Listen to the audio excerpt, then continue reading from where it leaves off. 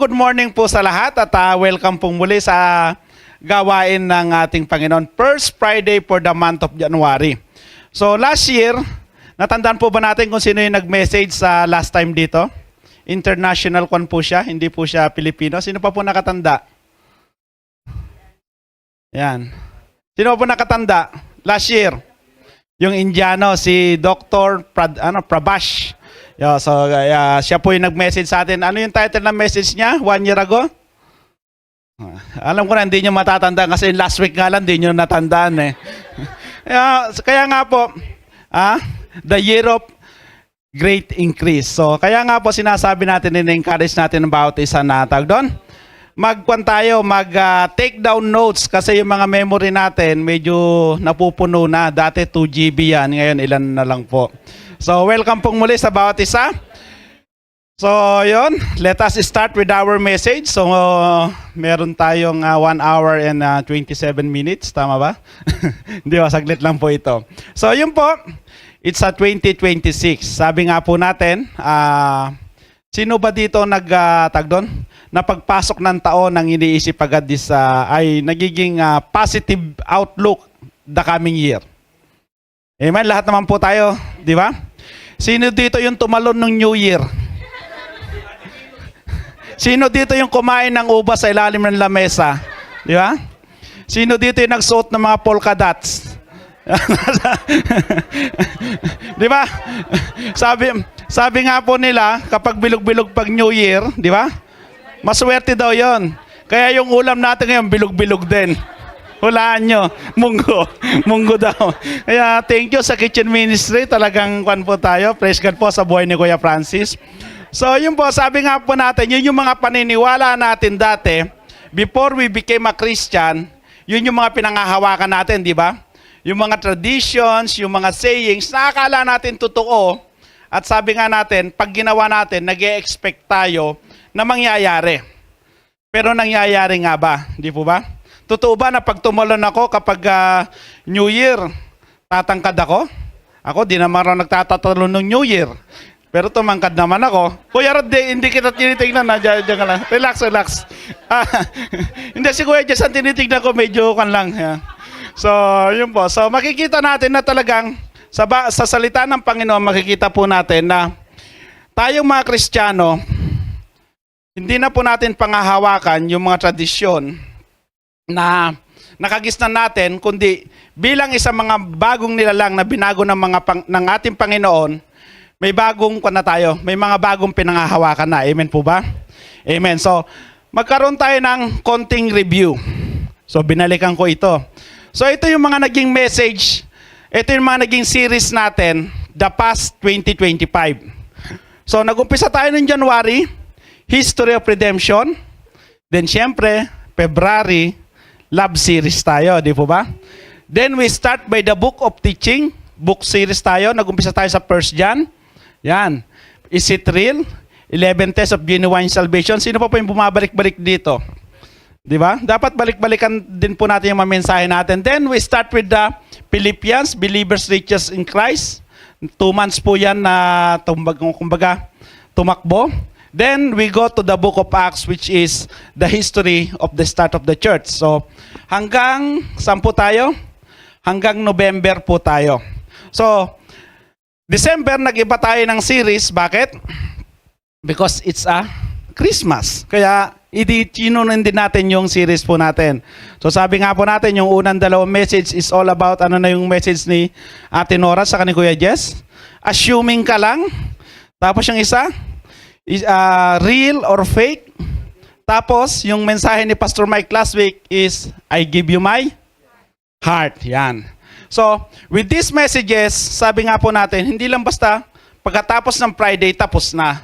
Sabi nga ni Kuya Jess, balik-balikan natin. At yun din pinapaalala natin.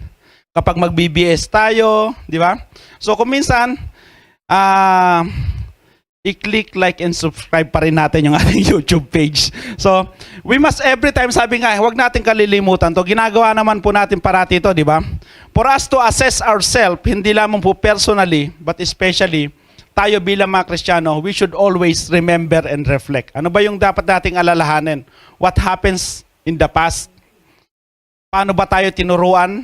Paano ba tayo lumago? Paano ba tayo sinubok? Paano ba tayo pinagpala? Paano ba tayo, sabi natin, paano ba tayo binago ng Panginoon o paano ba tayo hinubog ng Panginoon the last few years ng buhay natin? Sino po yung bago magtapos ang 2025 is tag doon? Nagmaala-ala mo kaya? Di ba? Kung minsan ganun di ba? Kasi hindi mo na masasabi na you are praying for a better year kung hindi mo binalikan yung mga nangyari sa'yo the previous year, di po ba? Anong basehan mo kaya mo sinabing, Lord, ano yung gaya ng sinasabi ng iba? Nung January, February na, February, be good to me. Natapos ang February, March, be good to me. Nakaisang taon na, 2026, be good to me.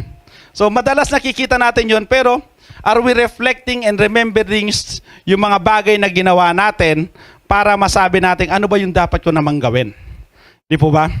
So, always, sabi nga, wag natin kalilimutan to remember and reflect on all of the things that God has done sa buhay po natin. So, this coming 2026, ito yung tanong po natin. Siguro na itanong din ng, hindi man siguro sa atin lahat, na itanong po ba natin to?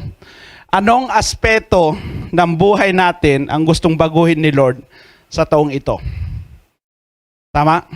Naipag-pray po ba natin to? Lord, ito yung gusto kong baguhin mo sa buhay ko ngayon 2026. Are we aiming for this? Or ang panalangin na ang natin, New Year's resolution natin, gaya nga ng mensahe ni Kuya Lexter, it becomes man-centered. Ito yung babaguhin ko sa buhay ko this coming 2026. Sabi nga po natin bilang mga Kristiyano, kapag sinabi natin yon, mahihirapan tayo. Because as a Christian, we must always ask the help of the Lord for us to achieve yung mga bagay na ipinapanalangin natin. So tignan natin, ano ba yung mga bagay na yon? Nasabi ba natin na, Lord, baguhin nyo naman yung sitwasyon ko. Ano ba sitwasyon meron tayo ngayon? Masaya ba tayo sa sitwasyon na meron tayo ngayon? Pinagtsatsagaan lang ba natin yung sitwasyon na meron tayo ngayon? Yung mga trabaho na meron tayo ngayon? O masaya at contented tayo sa sitwasyon na meron tayo ngayon? Pangalawa, sabi diyan, Lord, baguhin niyo naman yung puso ng mga taong nasaktan ako o sinasaktan ako. Di ba? Minsan naipapanalangin natin yan kasi Lord, ang sakit ang hirap Di po ba? O meron naman sinasabi, Lord, pwede bang breakthrough naman? Hindi na lang parating breakthrough, di ba? Lagi na lang ako na broke, di ba? Pwede bang breakthrough naman? O pwede naman sabi natin, Lord, blessings at joy naman this coming year. Hindi na lang puro struggles, hindi na lang puro challenges, hindi na lang puro trials. Di ba? Hindi ba natin nasabi sa sarili natin to this coming year? Hindi ba natin naipanalangin? Siguro sa iba, di ba? Naiisip natin ito. Pero sabi nga po natin, sa buhay natin, di ba natin naiisip, ano po nakasulat dyan? Di ba natin naiisip na minsan, di natin kailangan, sabi doon, baguhin ang sitwasyon, magbago ang ibang tao, ano pa? Makaranas ng breakthrough para makita at maranasan natin yung joy, blessings at kabutihan ni Lord sa buhay natin. Di ba? Kasi tayo tinitingnan natin parati yung iba Di po ba? Tinitingnan natin yung ginagawa ng iba para sa atin. Pero yung sarili natin, di ba sabi ko nga, remember and reflect. Nagagalit ka sa kapatid, nagtatampo ka sa kapatid. Bakit? Gusto mo siyang magbago, ikaw ba ready ka ring magbago? Di ba? Gusto mo siyang, gusto mo siyang may magawing maganda sa'yo, pero ikaw, dapat mag-umpisa yung bilang mga Kristiyano, dapat nag-uumpisa yon parate sa sarili natin. Kaya sabi nga po natin, hindi kailangan mabago yung sitwasyon. Yes, pinapanalangin natin, pero kung minsan, para makita yung joy at blessings ni Lord, hindi parating nakasalalay sa sitwasyon na meron tayo. Tama po ba? Agree po ba tayo doon? Ba't ang hina ng amen niya? Sige po, hindi tayo agree. Sige na. So, sabi dito, hindi kaya problemang puso lang ang meron tayo, kaya di natin nakikita o nararamdaman ang pagkilos ni Lord sa buhay natin. Tama? Bakit? Kasi di ba sabi nga sa Bible, sapagkat kung ano ang pumupuno sa puso ng isang tao, ay siya ring umaapaw sa kanyang bibig. Kaya nga po, pakinggan natin minsan yung mga kapatid na nagsasabi sa atin. Ano ba yung naririnig natin sa kanila? Panireklamo na lang ba? Di ba? Naririnig ba natin sila nagpapasalamat sa sitwasyon na meron sila? Sabi sa Bible, kung ano yung nasa puso mo, yun yung lumalabas sa bibig mo. Di po ba? At kung minsan, hindi natin maitatago yun because the emotions, sometimes yung emotions natin dictates our action at yung lumalabas sa mga bibig natin. Kaya kung minsan ayaw man nating sabihin, minsan nadudulas tayo. Tama po ba? Kasi yun ang nilalaman ng puso natin eh. Kaya nga sinasabi natin, kung minsan ang problema natin ay ang puso ng tao, hindi yung sitwasyon na meron siya. Kasi di ba sa Bible nakita natin, yung mga sila Apostle Paul, yung mga disciples ni Lord, di ba? Kahit anong paghihirap naranasan nila, patuloy pa rin silang nagsisilbi sa Panginoon. Patuloy pa rin silang contented sa sitwasyon na meron ng Panginoon. Sabi nga natin, kung titignan natin yung mga bagay na yon at ikumpara natin yung sitwasyon natin ngayon, worse ba tayo o mas worse sila? Di ba mas worse sila? Pero bakit sila, they still can continue serving the Lord, pero bakit tayo hindi natin magawa? So sabi nga po, ulitin ko, sapagkat kung ano ang pumupuno sa puso, ay siyang umaapaw sa kanyang bibig. So, tuloy po tayo. Sabi nga natin, yan, di ba? Ito yung mga bago sa pananampalataya. Sasabihin, Lord, I give you my heart. Sino nagsabi nito? Nung bago silang Kristiyano. Di ba? Kasi na-feel nila yung kwan ni Lord, pagkilos ni Lord. Lord, I give you my heart. Di ba? Nasabi natin na to, lahat ng gusto maglingkod kay Lord, sinasabi natin, Lord, ibibigay ko yung puso ko sa iyo. Handa kong ibigay yung puso ko. At yan din yung title ng mensahe ni Pastor Mike last time. Tama po ba? Pero paano kaya pag sumagot si Lord? Sasagutin niya sa atin, sasabihin niya. Di ba? Ibibigay mo yung puso mo, totoo ba yan? Di ba? O, assuming ka lang. Kung minsan ganun tayo, di ba? We want to do something for the Lord, but because hindi natin tinitignan yung sarili natin, anong nangyayari?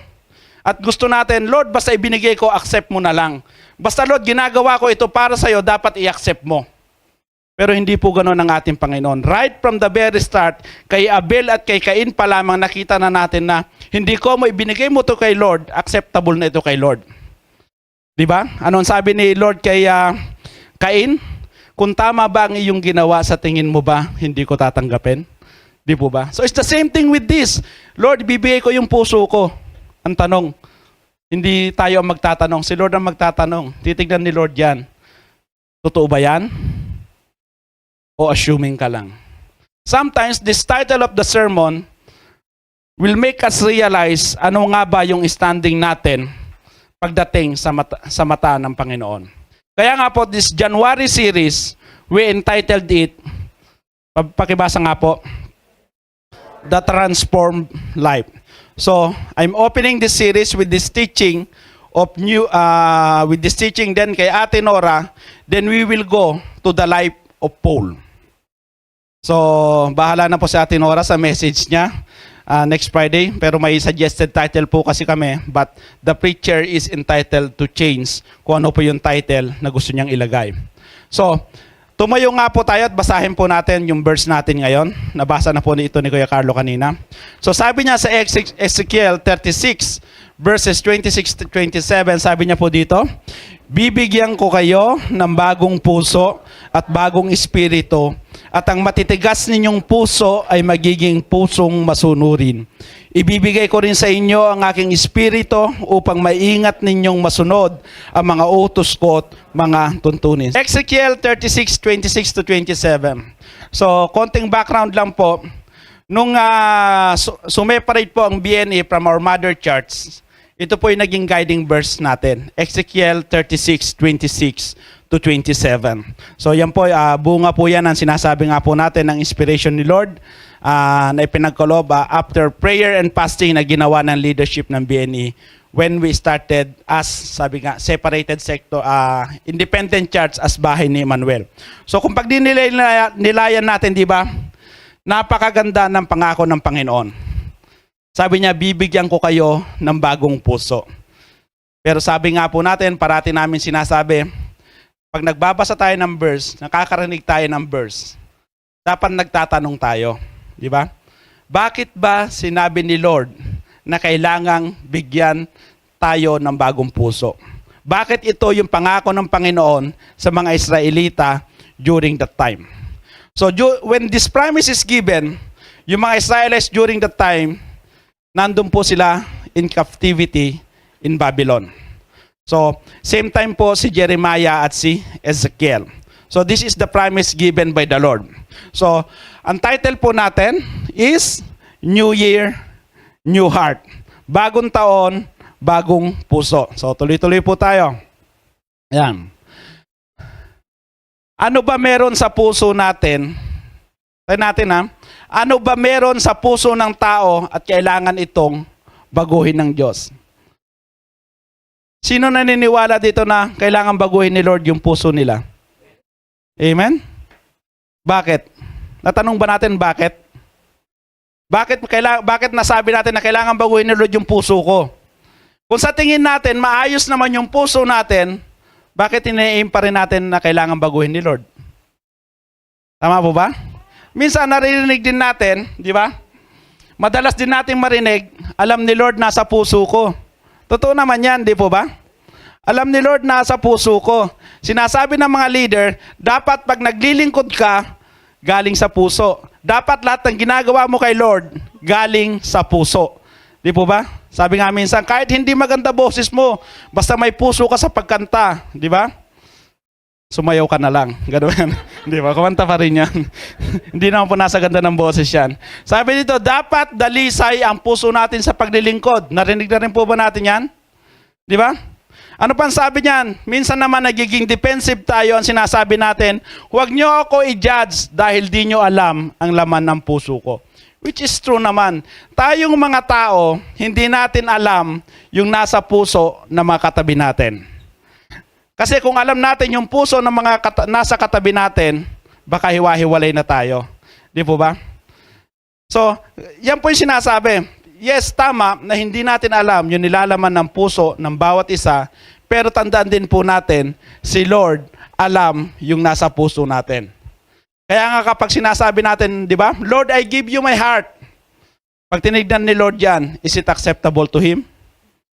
Di ba? So kung sa tingin ni Lord hindi acceptable to Him at hindi niya tanggapin, then we can pray, Lord, baguhin mo ang puso ko. Pero in this situation ng mga Israelites during this Old Testament times, ipinangako ito ng Panginoon hindi dahil hiningi ng mga Israelites. Di ba? So tayo rin kung minsan, hindi natin kailangang hingin kay Lord, pero dahil nakikita ni Lord, kung minsan, siya ang gagawa mismo ng kapamaraanan, siya ang gagawa ng proseso para mabago yung puso natin. Amen po ba? Do we agree on that? Parang matamlay tayo ngayon. Ano meron, malamig po ba? Yan. Makikita natin sa Deuteronomy 6:5, anong sabi ng Panginoon? Di ba? Mahalin ninyo ang Panginoon na inyong Diyos ng buong puso, ng buong kaluluwa, ng buo ninyong lakas.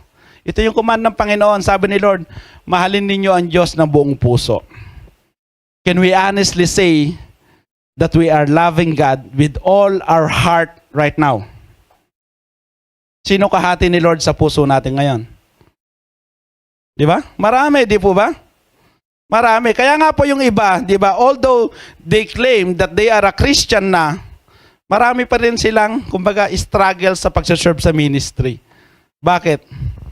Dahil hindi pa rin nilang magawang mahalin ang Diyos ng buong puso. Agree po ba doon? So, sabi niya sa Isaiah 29:13, sinabi ng Panginoon, sa salita lamang lumalapit sa akin ang mga taong ito. Sa labi lamang ako ginagalang, ngunit ang kanilang mga puso'y malayo sa akin. Ang pagsamba nila sa akin walang kabuluhan. Pawang tuntunin ng tao ang kanilang katuruan. May karapatan si Lord na magsabi nito. Bakit? Kasi alam niya yung puso mo eh. Nakikita niyo yung puso ng bawat isa. Pero tayo bilang mga tao, can we honestly say that we can say the same thing as this? Na ikaw nagsisilbi ka, pero hanggang labi lang. Paano natin nasasabi yon? Di ba? We look at the actions, we look at the commitment, we look at the responsibility.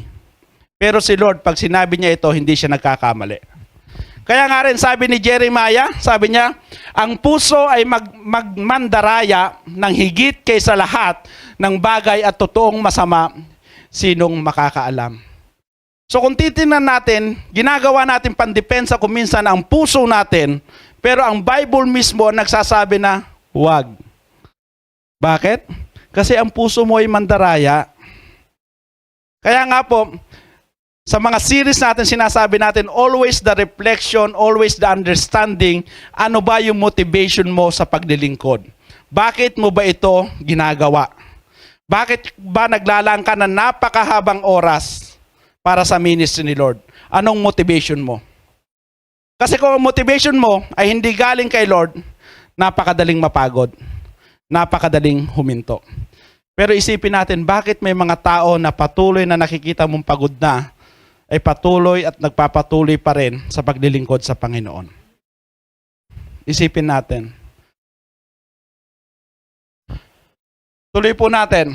Ang sabi diyan sa 17:9, ang puso ay mandaraya, pero ano ang sabi ni Lord? Sinabi ni Jeremiah, ngunit ako, ang Panginoon, ay sumisiyasat sa puso at isip ng tao. Gagantihan ko ang bawat isa ayon sa pag-uugali at mga gawa nila. Kaya nga po, when we are preaching, we are always encouraging everyone. Diba? That in everything that we do, siguraduhin ng tama yung ginagawa natin. Di po ba? Kasi, hindi ba tayo nanghihinayang? Ang haba ng panahon na ginugol natin, di ba? Kung financially, ang dami ng pinagkaloob natin, di ba? Ang dami ng effort natin, pero pagdating sa bandang dulo, sasabihin ni Lord, I never knew you. Di ba? Sabi nga ng isang analogy ni Pastor Peter Tanchi, di ba? Parang umakyat ka ng isang napakataas na hagdan, pumili ka ng 2 hagdan. Pinili mo yung isang hagdan, pag akyat mo, pagdating sa bandang dulo, maling pinto pala. Kaya nga po sinasabi natin, sa umpisa pa lang, dapat nauunawaan na natin. That's why dito sa ating bahay panambahan, we are always going back to the preaching of the gospel. Kung mapapansin niyo po, we are always reminding na dapat maunawaan niyo kung ano ba yung salvation na tinanggap natin. Kung ano ba yung kaligtasan na pinagkaloob ng ating Panginoong Jesus. Kasi kung the very basic of that, kung the very basic of salvation ay hindi natin maunawaan, yung mga susunod doon, mali na rin po. So tuloy pa natin. Kailangan nating malaman na ang ginagawa nating pananggalang sa pagtutuwid ng iba, di mo, sabi niya? Di mo alam ang nasa puso ko, di ba? Huwag mo akong i-judge. Ito pala ang sisiya sa atin ni Lord para husgahan tayo. Di ba? Sabi nga niya, gagantihan ko ang bawat isa, sinisiyasat ko ang puso at isip. So, sisiya sa atin ni Lord para husgahan tayo upang itama ang mali, i-convict ang puso natin na iwanan at kasalanan at lumakad sa katuwiran. Ano po ang sabi dyan sa baba? Tumingin, magtiwala, manampalataya, matakot at sumunod sa Diyos at hindi sa tao. Kaya nga po, we always aim that everything, kasi lahat tayo dito sa Saudi, darating yung time na uuwi na rin tayo. So, kung ang gagawin po natin, ang pagtuturo natin ay magiging man-centered, anong mangyayari? Pag uwi nung isa, manghihina na. Pag uwi nung isa, lalong nanghina. Di ba? Lahat ng taong tinitingnan mo dito, paano pag pinauwi na ni Lord? Can you still serve? Will you still serve? Will you stand up to serve? Yun yung magiging tanong natin. Pero kung yung puso natin ay nakatuon kay Lord, di ba? Sino man ang umalis, sino man ang dumating na bago dahil nakatingin tayo kay Lord, itataguyod natin yung ministeryo na ipinagkaloob niya sa atin. Amen po ba? At hindi lang po yun. Kahit saan ka pumunta, dahil you are founded in the Lord, hahanapin mo pa rin na magsilbi para kay Lord. Tama po ba? So sometimes sinasabi nga natin, huwag kang tumingin sa tao, tumingin ka lang kay Lord. 50-50 po yun. Sapagkat sa pagsisilbi mo kay Lord, sabi rin ni Lord, tignan mo rin yung mga tao. Kasi kung paano mo ako minahal, mahalin mo rin yung mga tao sa paligid mo. Sabi nga, horizontal and vertical relationship ay dapat po nating maunawaan. Amen po ba? Amen. So tuloy po tayo. Yan. So kaya ko nga po sinasabi kanina, kung minsan hindi yung sitwasyon na meron tayo para maranasan natin yung joy o yung contentment sa buhay po natin. Tingnan natin. Si Eva at si Adan, dalawa na lang sila. Kumpleto na, andun na lahat. Anong nangyari? Nagkasala pa sila, di po ba? Binigay na sa kanila ni Lord, andyan yung mga puno na puno ng pagkain, kumain lang kayo dyan. Pero ang sabi niya, wag nyo lang kakainin yung yung prutas ng tree of knowledge of good and evil. Hindi po mansanas, ha? Yan. So, makita natin, naging masama ang mga tao, nilipol ni Lord. Yan. Mula sa 2, naging 8 na lang.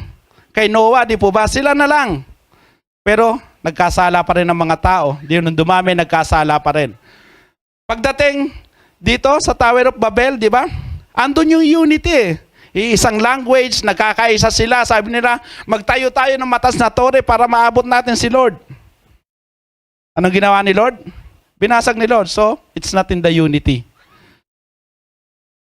Ano nangyari dito? Kay Abraham, di ba? Abraham comes from a pagan nation.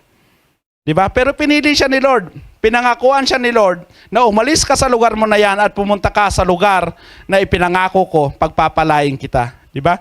You will be the father of many of all nations or many nations, anumang term ang ginamit po nila, di po ba? Pero nagkasala pa rin po ba si Abraham? Di ba? He still fails. Di ba?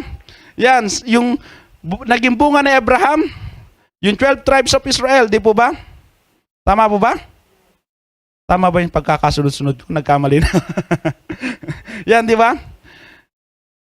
During the famine, di ba, nagpunta sila kay Joseph and God preserved them, di ba? In the land of Goshen, pinagpala sila. Pero in the end, may andun pa rin yung murmuring, rebellion and everything, complaining and everything. So makikita natin, everything here, God is doing something for these people, but in the end, hindi sila satisfied sa sitwasyon nila. Di ba? Andito na sila, di ba? Pinahirapan sila ng mga Egyptians. Pero kung titignan natin, kinatakutan sila ng bagong pero. Bakit? Kasi lumalago sila eh. Yumayaman sila eh. Pinagpapala sila, di po ba? Pero, rireklamo pa rin sila. Yan. To the Exodus, sinamahan sila ni Lord on the 40 years, di po ba? Yung tabernacle, andyan yung presensya ni Lord, kasama sila. Di ba? Nakita nila yung miracles ni Lord. Pero ano nangyari? Marami pa rin silang reklamo. So sa tingin po natin, yung sitwasyon ba natin ang may problema o yung puso natin? Di ba? Kasi kung iisipin natin, andyan na, ginawa na ni Lord lahat.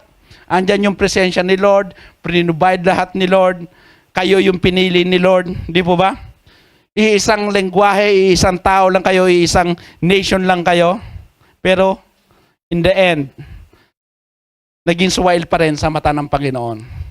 So, sa patuloy na pagkakasala ng Panginoon, sige, padadalhan ko kayo ng mga judges to bring sa pagkakasala ng mga Israelita.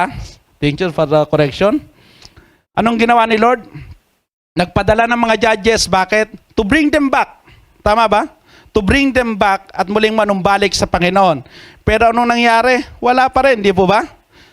Ano pang ginawa ni Lord? Hindi sapat yung mga judges? Okay, dahil gusto nyo ng hari, bibigyan ko kayo ng hari. Sinong gusto nyong hari? Una si Saul, kasi yun ang pinili nila eh.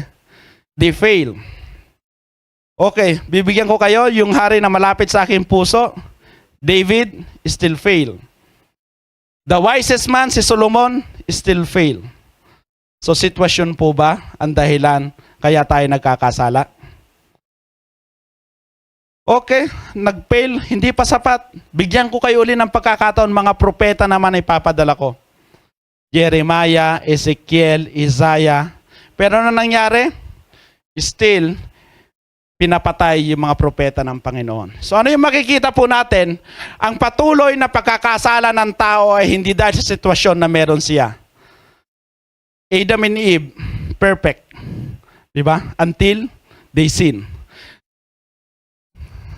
Kundi dahil sa pusong nalinlang at patuloy na nanlilinlang. Bunsod ito ng katigasan sa katuruan ng Panginoon. Ang tama ay nagiging mali at ang mali ay nagiging tama dahil sa emosyon. Ipinagpapalit ang katuwiran sa pansamantalang kaligayahan. Tama ba? Opo. Sige, tuloy lang natin. Kukunti na game si ate dyan lang. So sabi ng ating Panginoon, bibigyan ko kayo ng bagong puso at ang matitigas ninyong puso ay magiging pusong masunurin. Dahil nakita ni Lord, binago ko na yung sitwasyon nyo, pinadala ko na yung mga taong dapat na mag-guide sa inyo, pero titigas pa rin ang ulo nyo eh. Di po ba? Kaya ang sabi niya, ang matitigas ninyong puso ay magiging pusong masunurin. Kaya alam nyo na, kung masunurin tayo kay Lord, saan galing yung puso natin? Kung hindi pa tayo sumusunod, saan galing? Sa nanay at tatay natin. Kasi di ba galing tayo sa kanila? So, true change must come from within and must and can only done by Him. Ibig sabihin, ang tunay na pagbabago, nagsisimula sa kalooban natin. Aminin man natin o hindi natin kayang gawin yon. Sa kapamaraanan lamang ng Diyos yun mangyayari. Amen po ba? Yan. So tuloy tayo. Bilangin po natin yung amen natin. Yung pinakamarami mamaya may premyo. Yan. So, ito yung mangyayari ngayon. Baguhin natin yung sitwasyon. Si Lord ngayon, di ba kanina tayo? Lord, I give you my heart. So ang sabi ni Lord, I give you a new heart. Di ba? Totoo yung puso na yan. Ang sabi niya, i-assume mo lang. Di ba? Anong ibig sabihin? Kung minsan kasi tayo nagiging matigas ang puso natin. Nararamdaman na natin alam na nating mali. Di ba? Pero dahil gusto natin, ginagawa pa rin natin. Totoo ba yon? O patunayan natin. Mamaya makikita po natin. Sabi dito, people fails the Lord. They sin, they rebel, and they will always do so. Dahil yun ang nature natin eh. Nakuha natin yung sin nature na yan from Adam and Eve. Until God Himself once again show His grace. So, paano po natin may illustrate yan? Through the Lamb given. So sa pamamagitan ng ating Panginoong Jesus lamang. So, sabi dito, the human heart is diseased with sin and in the sway of deceit. And that's why people act hopelessly in preparing self-trust over God trust. Kasi kung tatanungin natin ngayon, di ba? Halimbawa sa sitwasyon na meron tayo ngayon, sino ba mas pinagtitiwalaan natin? Yung sarili natin, yung kakayahan natin, o si Lord? Di ba? Totoo ba si Lord? Tayong mga tao, tinitingnan natin. Kasi tayong mga tao, gusto natin, pag nagdesisyon tayo, yung mga desisyon natin, nakabase sa facts. Nakabase sa nakikita natin. Nakabase sa posibilidad na nakikita natin. Kasi when you trust the Lord, it's all about faith. Tama? It's all about faith. Ibig sabihin, hindi mo nakikita, pero naniniwala kang kikilos si Lord. Paano naniniwala? Ibibigay ni Lord yung desired work ko. 5 days na lang. Di ba? 5 days na lang. Patapos na ikama mo. Mag-e-exit ka na. Di ba? Anong gagawin mo? Kahit anong trabaho na lang dyan, ito siguro yung will ni Lord. Di ba? Na-connect pa rin. Di ba? But in reality, sometimes, we are tested by these things. But if you truly trust the Lord, di ba? You will hold on to it. Di ba? Pero kung hindi pa talaga, sabi na natin, hindi pa talaga tayo truly, sabi nga doon, kamature sa pananampalataya natin, sometimes we fall on self-trust. So, ano pa pong sabi dyan? The root of sin and idolatry is a failure to trust in God. Tandaan po natin na pag sinabi natin idolatry, hindi lang po ito yung mga santo-santo ha. Ang idolatry, anumang bagay na inuuna natin sa halip ng Panginoon, that is called idolatry. And the root of that failure is a deceitful and depraved heart. So, tignan pa po natin. Gamitan natin ng logic. Kapag nagdidesisyon tayo, maliit man yan o malaki. Tama po ba? Kung mag-agree po kayo ha. Parati naglalaban yung utak at puso natin, di ba? Logic versus life, reason versus emotion. So tignan natin. In every decision that we make, di ba? Bago tayo dumating sa conclusion, laging involved ang ating isip. Involve ang ating puso bago tayo gumawa. Tama po ba? So, mind, heart, and will. Di ba? Pag nagdidesisyon tayo, tama po ba? Tandaan po natin, the mind discern, the heart desires, and the will decides. Pag sinabing discern, dinidiscern niya, yung isip natin sasabihin sa'yo, tama ba yan o mali? Tama? Mali. Tama. The heart is saying, ito yung pag-isip natin, tama ba to o mali? Ang puso natin, gusto ko ba to o hindi? Uy, patapos na. Third payment na ng tabi. Di ba? Ano? Tama ba? O gusto mong another 4? Mga kasama kanina, di ba? So sabi dito, right or wrong, like or dislike, and then you will do it or do not do it. Pero ang katotohanan po, mostly we do it because we like it. Tama? Oh, amen. Madalas ginagawa natin ito dahil gusto natin. Hindi dahil tama ito. Gusto ko ito, bahala na sa consequences. Di ba? Gusto ko ito, bahala na sa consequences. So sabi nga po dito, our will is closest to our heart. Yung mga gusto natin, kahit alam ng isip nating mali, pero dahil gusto natin, gagawin pa rin natin. Tama? Sabi natin, 2026, ayoko malate sa trabaho. Pero mudir naman ako. Mudir. Okay lang. Mali ba yan? Mali yun kasi dapat ang company policy before 8 o'clock, andun ka, pero dumarating ka 8:20. So, sabi dito, the true battle is in our mind. Di ba sabi rin sa libro, by the renewing of your mind. Our desire can be redirected by a strong mind. If our mind is strong, we can redirect our desires. Hindi ko mo gusto mo, tama. Pero yung iniisip mo, kapag pinag-isipan mo mabuti, kung susundin mo yung tama at mali, kapag sumunod ka sa tama, tama ka. Tama? So, agree po ba tayo sa analogy na to? O sino yung mas nagdedesisyon pa sa puso? Di ba? Si Kuya Levi daw. So, totoo naman ito kasi sabi nga, we as people mostly led by our emotions. Yan. Tuloy po natin. Wala pa tayo. Kakalahating oras na ito pa lang. So, punta na tayo.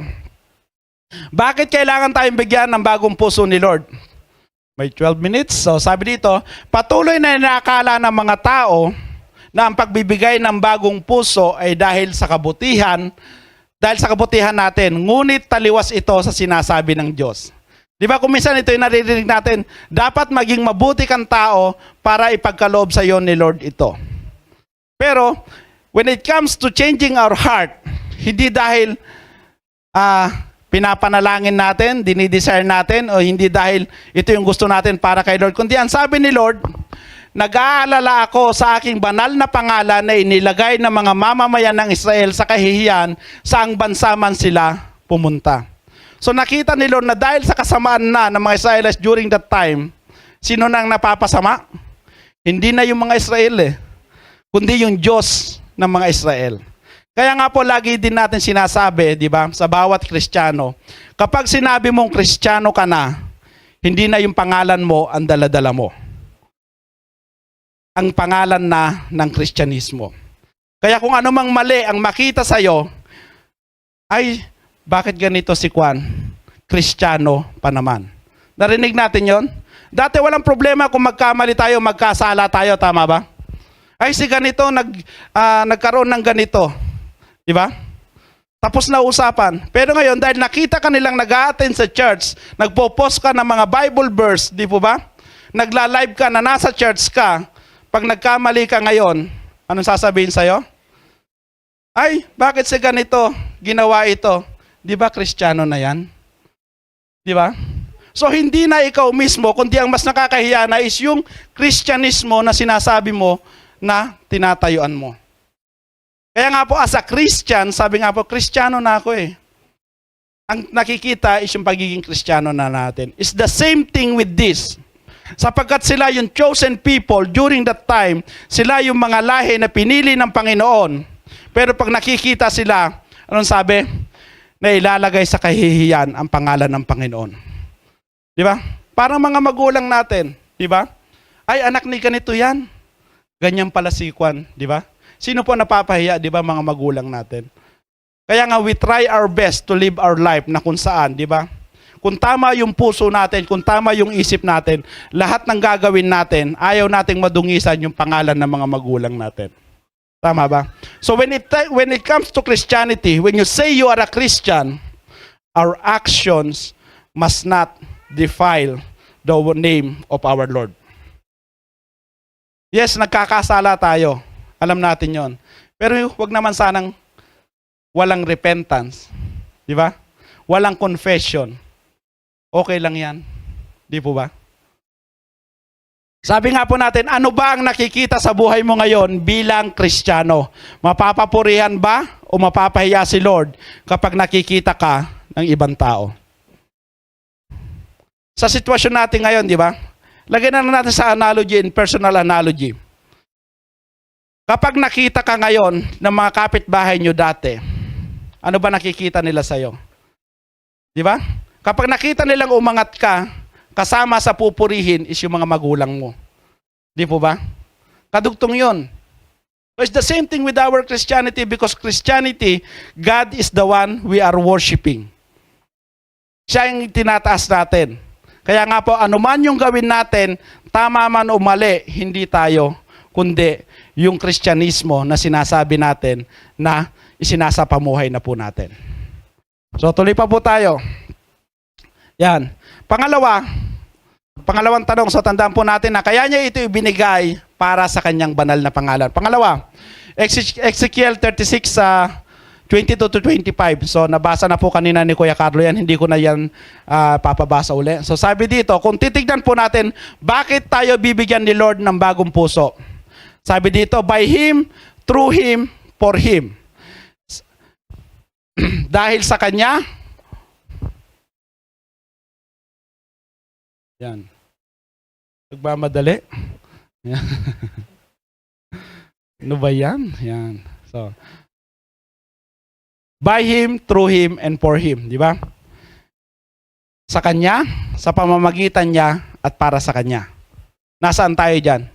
Tayo lang yung recipient. So, ibig sabihin, sabi dito, ang makapangyarihang Panginoon. Ano pang sabi niya doon? Pinababalik ko na kayo. Ibig sabihin, by my authority as the Lord God of Israel, ipakita ko ang kabanalan ng marangal kong pangalan. Tama po ba? So kung makikita natin, sapagkat di natin kayang gawin kung wala ang tulong o pagkilos ng Diyos, our flesh always wins against our spirit. Tama po ba?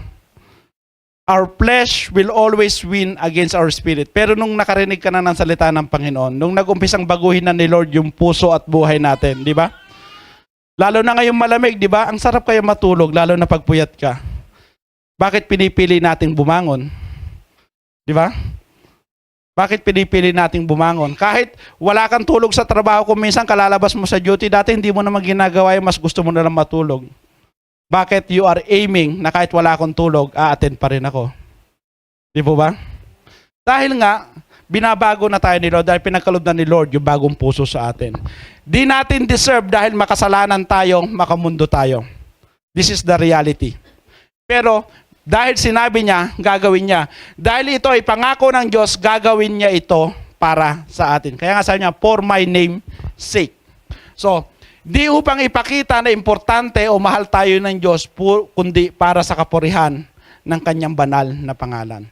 Tayo ay recipient ng pagkilos ni Lord. Di ba? Hindi ito ginagawa ni Lord. Di ba? Sabi nga natin, Pastor, paano yung for God so loved the world? Parte po ito ng plano ni Lord, yung redemptive plan. So, always be reminded of God's grace, of God's goodness to understand His sovereignty above all. Human obedience that God demands from us cannot occur without a new heart and new spirit. Ang pagsunod natin sa Diyos ay hindi mangyayari kung wala ang bagong puso at bagong espiritu mula sa Kanya. Kaya naisip natin, bakit dati, di ba? Ang hirap gawin ng mga ginagawa natin. Pero ngayon, parang normal na lang. Hindi naman dahil nasanay na, kundi dahil alam natin, ito ay para sa kapurihan ni Lord. So, sabi niya dito, for I will take you from among the nations, then I will sprinkle clean you. Sabi niya, I will cleanse you from all your filthiness. Ang sabi niya, I will give you a new heart. So, kung makikita natin, ilang ay ang meron dyan. Ibig sabihin, this is the work of the Lord para sa atin, para sa kabanalan niya. So, we are the object of God's grace, and His grace is manifested in love by God becoming a man and dwelt among us. The Lamb, our Savior, our Lord, Jesus Christ. Tayo lamang yung recipient ng grace ng Panginoon. Hindi tayo yung reason. Tayo ang recipient. Hindi tayo ang naging dahilan kaya bumaba, kundi tayo yung recipient. The main reason is still upang muling maibalik yung kabanalan ng pangalan ng Panginoon. Di po ba? He wants to redeem His holy name. So sa kapamaraang paano? Nakita niya in the Old Testament, all the sacrifices, everything that He has done, hindi na pangyari. Kaya na nangyari, He gave the Lamb, our Savior, Lord Jesus Christ. So, ano pang sabi niya yan? Number 3, para saan ang bagong puso? Sabi niya, to walk in my statutes, to keep them, sabi niya, to keep my judgment, and to do them. Hindi lang sapat na alam natin, kundi dapat lakaran natin, panghawakan natin, gawin natin. Di ba? Sabi dito, walk, keep, do. So, tuloy po natin. To walk in my statutes, anong ibig sabihin? Our strength and motivation should always come from the Lord and His Word. Bakit? Bakit doon kailangan manggaling? Kasi sabi nga po natin, ang kanyang mga salita ay tapat at totoo. Ano pa pong sabi niya dyan? Our understanding and appreciation of God's judgment is because of His nature. Ibig sabihin, our God is a righteous judge. Di ba narinig natin? Bakit ang lupit naman ni Lord? Kung talagang mabuti si Lord, bakit ang daming tao na nagsasuffer pa rin kung talagang mabuti si Lord? Di po ba? Bakit pinabayaan niya yung 5 million Jews during the Nazi time is mamatay? Bakit pinatay niya yung 3,000 katao? Dahil nagnakaw lang ng, ninakaw ni Achan, di ba? Bakit kailangan gawin ni Lord yon? Bakit kailangan patayin ni Moses yung libo-libong katao dahil gumawa lang sila ng golden calf, di ba? Bakit kailangan ipatukan ni Lord yung mga Israelites in the desert dahil nagreklamo lang sila sa pagkain na meron sila? Di ba? Tandaan natin, our God is a righteous God. Kaya nga po, keep my judgment. Ibig sabihin, yung tama at mali ay hindi nakabase sa kung ano yung iniisip natin. Yung tama at mali ay nakabase sa kung ano yung gusto ng Panginoon.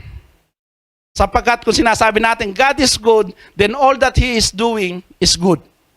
Tama po ba? So, do them. We do it, bibinata. We do it not because we only want to.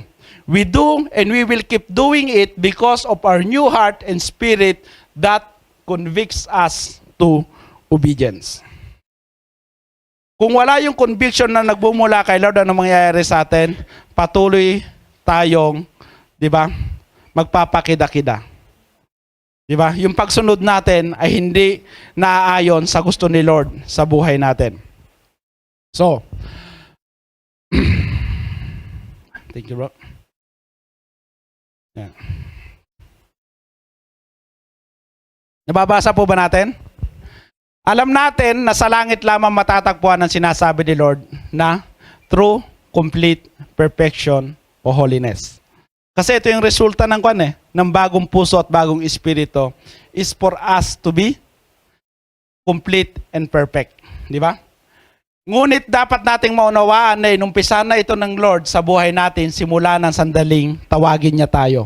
Mula sa kawalan patungo sa pananampalataya kay Kristo, mula sa kadiliman patungo sa kaliwanagan, mula sa buhay ng makasalanan patungo sa pamumuhay sa katuwiran at kapurihan ng Diyos. God does not owe us anything. We owe everything to Him. So ano pa? Ang tunay na panunumbalik sa Panginoon ay hindi lamang magaganap o makikita sa panlabas na aspeto, kundi kasama ang kalooban ng tao at ito ay sa pamamagitan ng bagong puso at bagong espiritu na mula sa Diyos. There is no possibility of the future being better than the present unless, anong sabi diyan? The heart is cleansed from sin. So, God knows this and He will do this for us. Hindi natin kayang linisin yung puso natin. Di po ba? Hindi natin kayang linisin ang puso natin. Si Lord lamang ang makakagawa niyan. True obedience is the result of God's sovereign work in the heart and spirit of man. Kung hindi tayo bibigyan ni Lord ng bagong puso at espiritu, di natin magagawang maingat na sumunod sa Kanya. Ang magiging resulta, gaya ng isinulat ni Isaiah, di ba? Sa salita lamang lumalapit sa atin. Di natin magagawang mahalin ang Diyos ng buong puso kung wala yung bagong puso at bagong espiritu mula kay Lord.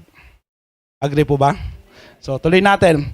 Our disobedience, partial obedience, even careless obedience will lead us to sin. Tandaan po natin. It is not Satan's deception that causes Eve to be tempted and Adam to transgress that results to the fall of man. It is Adam's disobedience. Bakit po? Kahit na-tempt si Eve, isipin natin kahit na-tempt si Eve, kung hindi kumagat si Adan, sa tingin po ba natin, mangyayari pa yung fall of man? Kasi yung command binigay kay Adan eh. Yes, kasalanan ng babae, pero mas may responsibilidad yung lalaki. Kaya nga po napapansin natin, di ba? Sa mga babae, sa boyfriend o asawa nyo, pag may kinakain kayo, abutan nyo, kakagat-agad yan. Sino yung sumubok na nun? Ha? So, ngayon, aware na yung ibang lalaki, hindi na nila gagawin yan. Nasubukan nyo na yan? Pag kumakain ka, kasi ganun nyo? Di ba? Ay, hindi ba? Sabi dito.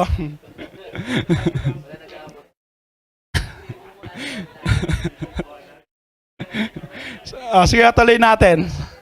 Pakita po natin na ano yung resulta ng disobedience. Lot's wife disobeys, ano nangyari? He was turned into pillar of salt. Moses disobeys, ano nangyari? Hindi siya nakapasok sa promised land. Kasi sabi ni Lord, kausapin mo yung bato. Anong ginawa ni Moses dahil sa isir niya? Pinukpok niya. Di ba napakasimple? Lord, hindi mo pwedeng pagbigyan si Moses. 40 years mo siyang ginamit in the wilderness. Tapos dahil lang hindi sumunod sa'yo na sabihin, kundi pinukpok niya yung bato, hindi mo na pinapasok. Sabi na, our God is a righteous God. The Israelites disobey, God punishes them. Saul disobey, his kingdom was taken from him. David disobeys and committed adultery. Yung first son is namatay. Solomon with all his wisdom and wealth. Di ba? Ano nangyari? In the end, ano nangyari? Yung mga anak niya is nag-rebel pa rin sa kanya. Sino yung nabias natin si Absalom, di po ba? Samson disobeys his vows and God taken back his strength and was captured by the Palestine. The Israelites and its kings disobeys again and again and God punishes them, divided their kingdom, defeated their enemies and put them into captivity. Ito po yung backdrop ng Ezekiel. They are in the captivity in Babylon. Di lang puso at kaluluwa ang binabago ng Diyos. Upang mas maging tunay pa ang lahat ng ito, sinabi pa nga niya, kasama ng bagong puso at espiritu ay pagsama sa atin ng kanyang espiritu. Tandaan natin sinabi niya sa Ezekiel 36 sa bandang baba, di ba? Hindi lang bagong puso, hindi lang bagong espiritu, kundi yung kanyang espiritu ay sasama sa atin. So kaya pa ba natin i-overpower yon? Isipin natin. Kaya pa ba? Di ba? Hindi, Lord, you must honor my free will. Di ba? May free will ako eh. Hindi mo pwedeng i-violate yung free will ko. Di ba? Di nagkakamali at nagbabago ang Diyos. Ang kaligtasan natin ay pangakong tinupad ng Diyos at sa kapamaraan ng Diyos lamang ang makagagawa. It is by grace, by His grace, through our faith in Christ. Yan. Bilisan ko na lang po at wala nang oras. Kaya nga po kung makikita natin, sabi ng Panginoon, new heart, new spirit, God's Spirit in the Old Testament. So pagdating kay Jesus, ang sabi niya, ye must be born again, you must repent, and there's assurance. So kung nakuha natin ito, we will be able to do this. Kaya hindi po nag-iiba yung pangako in the Old and New Testament. Everything leads to this. Amen po ba? Isipin natin, assurance, because God's Spirit is within us. New Spirit, it will lead us to repent. New heart, born again. Because, anong sabi nga niya sa Acts, di ba? Anong sabi niya? They were cut to the heart. Yan. Bilisan ko na lang po. Yan. Ilang slides pa ba tayo? Meron pa tayong 15 slides. Yan. So, patapos na po tayo. So, sabi dito, a challenge for each and every one of us this coming year is to fully understand God's purpose why He redeemed us. Tandaan po natin yung verse Ezekiel 36:27 is about God's renewal of Israel. So tayo ngayon, sabi nga, God need to redeem us. Sabi dito, why He gave us a new heart and new spirit for His name's sake, for us to walk in His statute, keep His judgment, and do them. Sabi dito, anything short of this, then our greatest prayer this year must be a recipient of a new heart, new spirit, and God's Spirit. For us to continue steadfastly in our true Christian faith and our true identity in Christ, being His chosen people, being a holy nation, His redeemed ones, a new heart and a new spirit is what is what it takes. We will receive it not because of who we are, but because who God is. Kaya nga yung salvation natin is a work of God, from God, at si God lamang ang makakagawa. So, yan. So the greatest blessing of having a new heart and new spirit, sabi dito, then you shall dwell in the land that I gave to you. You shall be my people, and I will be your God. Di ba? Napakaganda ng pangako ng ating Panginoon, but kung wala pa yung bagong puso at bagong espiritu, di ba? Walang value itong verse na ito. Di ba? Kayo ay magiging, tao ko at ako yung magiging inyong Diyos. Pero kung yung puso mo ay may iba pang naghahari dyan, hindi mo tatanggapin doon sinasabi na to. This is one of the greatest promise na binigay sa atin ng Panginoon. You will be my people, I will be your God. Tandaan po natin, it's a declaration. Hindi niya dinugtungan. Dapat gawin niyo ito para maging tao ko kayo. Dapat ito yung conditions para maging Diyos niyo ako. Kundi, it is by His authority, by His power, kaya niya ito nasasabi. So, sige po, we will read these last two slides for us to see yung pangako pa rin ng Panginoon sa buhay po natin. So sabi niya dito, babasahin ko na lang po, Ezekiel verses 36, 29 to 36, pag tinuloy po natin. Ito yung resulta ng bagong puso, bagong espiritu. Sabi ng Panginoon, I will deliver you from all your uncleanliness. I will call for the grain and multiply it, and bring no famine upon you. I will multiply the fruit of your trees and the increase of your fields, so that you need never again bear reproach of famine among the nations. Then you will remember your evil ways and your deeds that were not good, and you will loathe yourselves in your own sight for your iniquities and your abominations. So, dito sa verse 31, kung wala yung bagong puso, we will not be convicted. We will not be able to realize na yung ginagawa natin ay mali. Not for your sake do I do this, says the Lord. Let it be known to you. Be ashamed and confounded for your own ways, O house of Israel. Thus says the Lord, on the day that I cleanse you from all your iniquities, I will also enable you to dwell in the cities, and the ruins shall be rebuilt. The desolate land shall be tilled, instead of lying desolate in the sight of all who pass by. So they will say, this land that was desolate has become like the Garden of Eden, and the wasted, desolate, and ruined cities are now fortified and inhabited. Then the nations which are left all around you shall know that I, the Lord, have rebuilt the ruined places and planted what was desolate, I, the Lord, have spoken, and I will do it. Hindi pa ba sapat yung salita ng Panginoon na yan para pagtiwalaan natin yung mga pangako niya sa buhay natin? Yes, this is an Old Testament times, pero kung titignan natin, sabi natin, ang Panginoon ay hindi nagbabago. Yung ginawa niya dati, kaya niya pa rin gawin hanggang sa ngayon. Then the nations which are left all around you shall know, sabi niya, that I, the Lord, have rebuilt the ruin. Ay, inulit ko lang po pala. I, the Lord, have spoken, and I will do it. So, we will end with that verse, and to God alone be the glory. Sige po, tumayo po tayo. Let us all pray.